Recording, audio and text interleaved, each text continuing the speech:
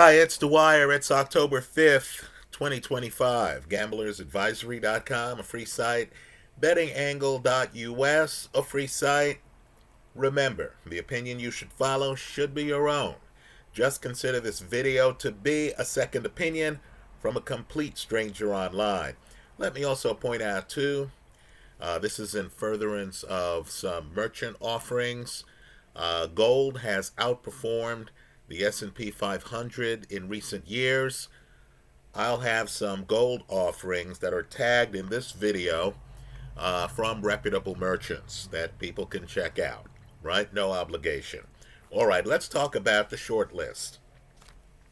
It's the best in the sport, pound for pound. The sport being boxing, right? I'll agree. Terence Crawford, 3 weight classes in which he has been undisputed, beating a champion who was a known champion who himself was on the pound for pound list, 2 weight classes up. Terence Crawford has the major accomplishment in boxing this year. I'll concede that. Right? I can't envision another fighter beating out Terence Crawford for pound for pound king this year. Right? We'll give him an emeritus status. Let me also say, too, that as I make this video, Crawford is unbeaten. Right? So he's a very rare fighter. He's done a lot. There is a but. Right? I'm not going to wait around for the period of time between Crawford's Madrimov fight and his fight against Canelo to figure out, who's pound for pound and stuff like that. Boxing is a young man's game. I know there is a YouTube video, I have it in my favorites folder, of Bomac, Crawford's trainer, saying Crawford has 2 to 3 more fights in him. I question that. Right? Crawford's not a guy who's been fighting a lot of late. Right? Also, how many lottery winners, there are some, but how many lottery winners continue to play the lottery? Crawford had to gain weight. It makes his return to the ring iffy. He gave the belts back to Canelo. I get the feeling he doesn't want to stick around 168. Folks, the waters are treacherous at 160 and at 154. Understand, once you reach a certain level of achievement, for fans to stay engaged and interested, for your fights to be big enough to compete with the other big fights in the sport, you're going to have to fight the very best. Right? No one wants to see Crawford against some guy who they've never heard of. You would want to see Crawford in the ring against champions, against unbeaten fighters, against guys who firmly believe that this is their career moment. Right? And of course, once you climb Mount Everest, the only way to go is down. I don't get the feeling Crawford needs the money. I get the feeling the risk is too great for an unbeaten fighter. Crawford's different than Canelo. Right? Canelo had lost to Mayweather. Canelo had lost to Bivol. Right? A loss by Canelo, in a fight against an all-time great, that's not really going to hurt his legacy. But when you're in a sport where Mayweather, retired unbeaten, Marciano, retired unbeaten, Calzaghe, retired unbeaten, and when legacy is a big enough thing where 2 undisputeds aren't enough, you need to gain 2 weight classes to gain a third. When legacy matters that much, I just have a hard time believing that a guy in the later years of his 30s is going to continue fighting. So, with a nod to Terence Crawford, who is on the top of the mountain right now, let's name the other contenders to the pound-for-pound throne. We'll call this the short list. Who's actually the pound-for-pound king? I'm going to leave that up to you. What I'm going to do is to make it easy for you to judge. So the highlights of Crawford Canelo are going to be in the description of this video. The highlights of Inoue Akhmadaliev, folks, that's a very important fight. That's one of Inoue's best fights. Understand, as I make this video, some guys on the short list have given some of their best performances. Right? Akhmadaliev did hit the over. Premium subscribers profited off that. But just understand, I was expecting the fight to be a lot closer than it was. And while Inoue didn't get the knockdown, Inoue, one of boxing's premier punchers, showed you boxing skills that led to him getting a wide decision. Folks, he was masterful. The Inoue Akhmadaliev fight is going to be in the description section of this video. The Alexander Usyk Daniel Dubois fight.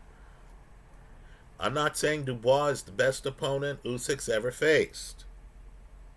This fight didn't have the uncertainty of Crawford Canelo or of Inoue Akhmadaliev, because those were first matchups between the two guys. Here you had Usyk fighting a guy who he had already beaten. But folks, that's vintage Usyk. Right? I'm expecting Usyk to eventually retire. But let's just say you'd be hard-pressed to find an Usyk fight where he looks as sharp as he did against Daniel Dubois. Right? Understand, it's a stoppage. Dubois gets knocked down twice. Usyk looks a step faster than Dubois, who's the much younger man. Right? I'll have the highlights for that fight in my favorites folder. Now let me pause here and let me just point out something. Right? Crawford and Usyk are, very savvy boxers. We don't associate that with Inoue. Inoue is a little bit different. Inoue has been dropped in multiple fights. Right? Just understand, we're looking at the top of the sport. And really, Crawford, closer until his last two fights. But just understand, even when Crawford was closing out guys, Crawford was always a technician's technician. Right? Crawford, very hard to find in the ring. You're watching Crawford, and there's a chess component to every match, even matches where he gets stoppages. Right? The Kell Brook fight's one of my favorites because Crawford comes out the first two rounds standing one way. Then after that, he comes out standing a different way. And he gets the stoppage. The point is, with Crawford fights, you can't just look at the stoppage. You have to look at the rest of the fight and realize, wow, this guy is playing chess. Right? Usyk has been in with punchers. Right? And you'll notice Usyk is boxing the puncher. Right? Usyk never has to stop boxing Anthony Joshua to beat him on the scorecards. Usyk's not relying on power, even though he has the power to cause Tyson Fury to be given a count in the 9th round, to stop Daniel Dubois twice. This is at heavyweight. right? Let's remember, too, the stoppage of Tony Bellew was brutal to the point where you worried about Bellew on the canvas. This is a guy who has power, but who can box you, right? Inoue is really more of a knockout artist. But let me concede openly here. He boxes the socks off Akhmadiliev, who's actually one of the best boxers in that division. Now let's add some names to Crawford, Inoue, and Usyk. Right, folks? Let's talk about a guy who is on the same level, if not better, athletically, than Alexander Usyk. In other words, you see this guy and you think to yourself, and it's the questions you ask yourself as you're watching a guy that matter. When I see Jay Opetaia, I always ask myself the question, does this guy have the best legs in the sport? Right, folks? The answer might be yes. Right? For a guy who doesn't switch, we'll talk about a switcher who has great legs as well. Crawford, masterful in terms of switching and having his legs switch seamlessly with him. We'll talk about another guy. But Jay Opetaia, to me, is interesting because you're talking about a guy who's a major athlete. Right, folks? It's all there. The hand speed is there. The foot speed is there. The suddenness is there. The ring coverage is there. Right? Opetaia actually brings a different level of aggression. He's bouncing around the ring, and he somehow has found a way to make his bouncing threatening. In other words, if you're a flat-footed slugger against him and he's bouncing and stuff like that, it's actually threatening because Opetaia can strike at any time. And understand, too, Opetaia, this is a big trend today in boxing. Opetaia, like Crawford, like Usyk, is left-handed. Now, I have a fight, and it's an interesting fight. The link is in the description to this YouTube video. It's Opetaia against a slugger, Squio. Right, now understand, the guy he was facing, unbeaten slugger. And Opetaia decides to go flat-footed. Right, it's fascinating footage. And you see Opetaia in front of this guy, and Opetaia is not dancing away because the guy doesn't have the legs to dance with him. Let's think through the dynamics. So for a fight to happen, Opetaia has to come forward on the guy. And understand, this is a rare fight where Opetaia is actually the bigger man, taller man, I should say, than Squio. So let me just say, Opetaia, who's 30, right? These guys are all older than you think, right? Both Crawford and Usyk are past 35. Understand, Inoue, 32. Right? This is a young man's game, but the elites are a little bit older. Where now we're going to get a little bit younger. Opetaia, 30. Right? I would argue a better athlete than the other three guys. Right? Opetaia in this fight comes forward and starts to throw punches.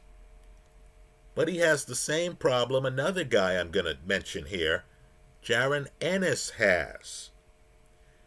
You'll notice that Opetaia is accustomed to being the superior athlete in the ring. So, believe it or not, he's in against a slugger, and the slugger lands some big shots on him. Not many. But Obadiah is so concerned with his offense that he forgets to roll with some punches. And he gets hit flush. Now, Obadiah is a poker player, right? He gets hit. He doesn't change his facial expression. But you know, just based on the power of his opponent, just based on the fact that his opponent's a closer, you know those punches have to hurt. Right? Understand, too, many of these guys take risks.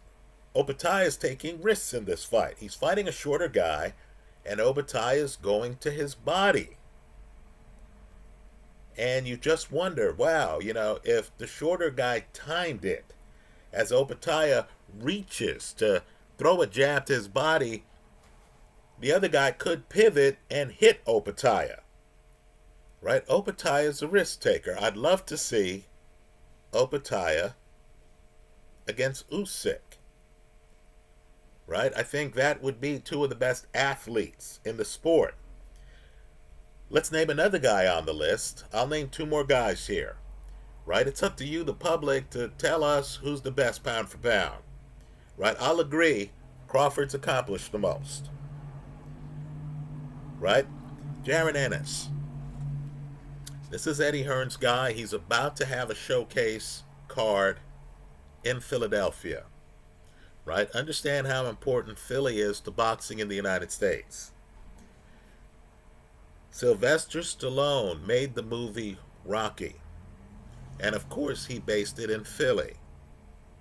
If you watch that movie closely, you'll notice that before Rocky fights Apollo Creed, they actually introduce Philly legend Joe Frazier. This is in the movie, right? And Frazier comes into the ring, waves at the crowd, and then goes about his business, right? There's a long line of Philly fighters. Marvin Hagler from Massachusetts went to Philly and lost 2 fights, right? Boogaloo Watts beat him. I believe Willie Monroe beat him. And, the thought process was, hey, player, this is not Massachusetts. Right? Danny Garcia, Philly guy. Well, in that Philly tradition, you have Jaron Ennis.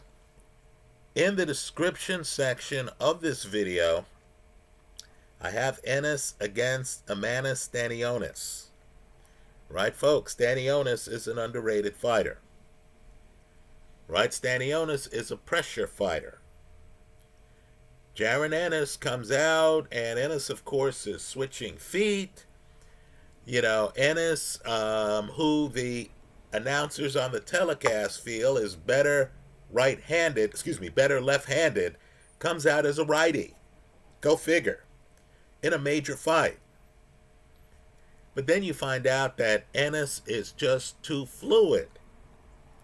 Too fluid for Stanionis. Right? Stanionis is coming forward. You have to be less predictable than this if you're going to have a chance against Jaron Ennis. Let's talk about the problems Ennis has. Right? Same problem as Jay Obadiah. Ennis gets so caught up in his athleticism and what he's doing that you'll notice he gets hit with hard shots.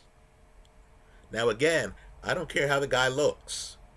Right? I know Stanionis hits hard. So I see Stanionis land some flush hook. Ennis can, look away, play it off, act like that shot grazed him and stuff like that. You know that when Stanionis hits anyone with shots like that, the guy has felt it. Right now, the $1 million question, because Ennis is in a new weight class with some real champions. Folks, Murtazaliev is no joke. He might be the best in the division. Xander Zayas, here's what I know. At a minimum, he's one of the best athletes in the division. Right? You want a hard guy to prepare for? You have the towering inferno Sebastian Fundora. And folks, he's much taller than everyone else. Right? I'm talking about by several inches, 5, 6 inches. He's much taller than everyone else, except perhaps Murtazaliev. And he comes looking for you. This isn't even the tall guy who's slick and who's leaning back.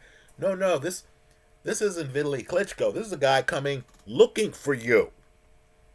He's leaning forward. He's throwing volume. I thought Erickson Lubin was competitive with him. I thought Lubin was outboxing him for parts of that fight. But Lubin's face got disfigured because Fundora is not bashful. He was in there in a shootout. Right, folks? 154 is loaded and it's dangerous. Right? I believe based on styles, Devin Haney would be interesting at 154. I believe Jaron Ennis will be interesting because Ennis has great legs and he's ambidextrous. And Ennis at his best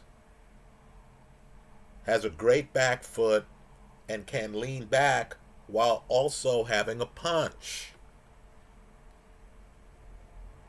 Now, what I'm going to do here is something controversial, right? I've named 3 consensus guys on the pound-for-pound list. Inoue, Usyk, and of course, Terence Crawford. Right? I've named 2 other guys.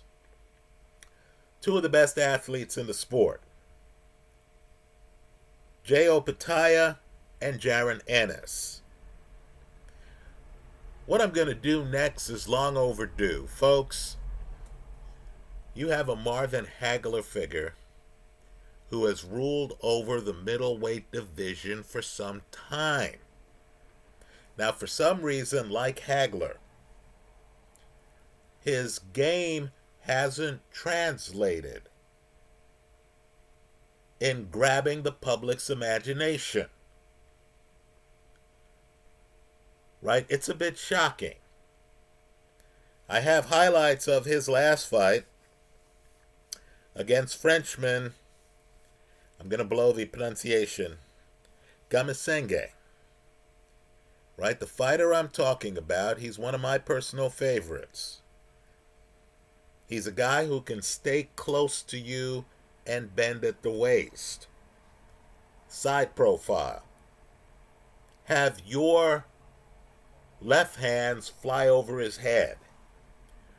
Right? I'm talking about Janabek at 160. I encourage people to look at the highlights. You're going to see something you don't see in the J.O. Pataya or Jaron Ennis footage that I'm linking to in the description page of this video. You're going to see a guy who is better up close. He's better up close than both of those guys. Right? This guy belongs on the short list. Folks, I'm telling you, the water is deep at 160 pounds. I understand completely why Chris Eubank Jr. would rather fight Conor Benn, who doesn't have a title at 160, than Janabek. Now, the way the 80s played out is we were looking at, Ray Leonard against Benitez. That was a big fight. Roberto Duran against Ray Leonard, 2 fights. Right? Ray Leonard, Thomas the Hitman Hearns after Hearns dispatched Pimpino Cuevas. Right? Then, those guys migrated up to middleweight. Now, understand, Marvin Hagler went to Philly, loses 2 fights. Right? This is when he's on the way up. Had a big fight against Vito Ortifermo. Let's just say the fight was close. Hagler did not win the title. Hagler then crosses the Atlantic to fight Alan Minter. Now, what I want people to do is to independently on their own look up the ending of that fight. And what you're going to see is shocking, right? Hagler destroys Minter. Hagler, finishes him off by stoppage. Nothing controversial about what happened in the fight. But then the crowd started throwing bottles into the ring. Marvin Hagler, one of the toughest guys in boxing I've ever come across, needed protection leaving the ring. This is after he earned the title, right? That's how he won the title. Outside of the country, in the United Kingdom, and he needed protection leaving the ring. Then Hagler goes on a run. So, of course, Thomas Hearns comes up to middleweight to fight him. And that's one of the all-time great fights in boxing history. Right? The first round, you're looking at the first round. Both guys land big shots. And you realize that Marvin Hagler has a hard hat on. He's there to do work. If somebody is going to come and challenge him the way Hearns does for his title, Marvin's not going to take a step back. Right? They're going to meet in the middle of the ring. That fight's your prototypical shootout. Right? Marvin even gets nervous in the fight. By his own admission, Marvin starts bleeding, which was new for Marvin. Right? And Marvin thought, oh no, keep in mind, this is a guy who was wondering why they wouldn't announce him as Marvelous Marvin Hagler. He said, well, you announced Ray Leonard as Sugar Ray Leonard. Right? Hagler, who had to earn everything he got in life, then legally changed his name to Marvelous Marvin Hagler. So Hagler's bleeding against Thomas Hearns in a fight I think he's winning. And Marvin then decided, according to Marvin, that he needed a stoppage because they were not going to take his title off cuts. That's who he was. Well, let me just say, that's Janabek. Right? So in the footage that I have here, you'll notice Janabek is better in the pocket than other guys on the pound-for-pound list. This isn't the athlete jumping around. No, this is the surgeon playing angles. You'll notice, too, he comes in at a 90-degree angle, kind of like Floyd Mayweather. But Janabek isn't that level of freak athlete. Right? He's a southpaw. Just like Usyk, just like Crawford, just like J.O. Pataya, just like Jaron Ennis. Right? Ennis is a switch, but I suspect he's really a southpaw. Right, folks?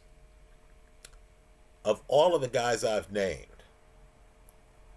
this guy's straight left might be the best punch any of those guys have. Right? 160, you've had some promising guys. Hamza Shiraz wanted a crack at the title. He decided to take on Carlos Adames, not Janabek. Right? This is straight out of the 80s. Right? Guys understood who the real middleweight champion was, and they avoided him. Right? Janabek belongs on this list. Understand, 168 is wide open right now. Let me say this too, and I make no apologies for this. Life's unfair. Canelo was certainly on this list with me before his fight against Crawford. You lose, and I know I'm being unfair here because I know Crawford is an exceptional fighter. But you lose to a guy who's multiple weight classes below you, and folks, you're going to fall off the list. Right? Canelo's going to have to redeem himself. Now, I thought Canelo did enough. Viewers know this. I hope I've been upfront with this. I thought Canelo did enough to defend his titles even though I understand Teddy Atlas disagrees, Lennox Lewis disagrees, Robert Garcia disagrees. All right, I'm talking about my scorecard, not theirs. Right? But the bottom line is the fight shouldn't have been that close. I personally couldn't imagine, and I mean this, Crawford being that close against Janibek. Right? So Canelo falls off the list. The 6 guys I'm raising for the public's consideration are Crawford, Inoue, Usyk, Opetaya, Ennis, and Janibek. Now let me make a few other points. David Benavidez went up to 175. Folks, the power is missing. Now I'll say he hit David Morrell with some home run shots. Right? I believe Vosdick is underrated. Right? I believe Benavidez is a guy who fights tough opponents. And when you fight tough opponents, you're going to be met with resistance. Right? All of the guys I've mentioned on this list have shown power. Benavidez, and I know he's the Mexican monster and his calling card is power. Right? But Benavidez hasn't shown power of late. And folks, when we're talking about pound for pound, this is an elite group. Let me say some hard decisions were made. Right? Shakur Stevenson is certainly a master boxer. Right? No question about it. Master boxer. You know, there were questions with many, well, with me, about how he would handle someone like William Zepeda. Right? Let's just say with Shakur, I see the talent, but in my opinion, he doesn't have the resumes of the men on this list. Bam Rodriguez is interesting. Right? Let me just say, this list is only 6 names long. I make no apologies. I prefer the guys I've listed here over Bam Rodriguez. Right? So, it is what it is. Again, I urge the boxing hardcore to go to my description section. You have links to the recent fights of these fighters. Right? I will say names are going to change over time because of the ages of some of these fighters. 2 of them are over 35. Right? Just take a look at the list and let me know your thoughts. Let me say this too. I was very tempted to put Joe Parker on this list. You know, let's just say I thought long and hard of it because I do have a guy on this list who doesn't have a belt. Jaron Ennis, right? He abdicated at 147. Now he's at 154. He doesn't have a belt.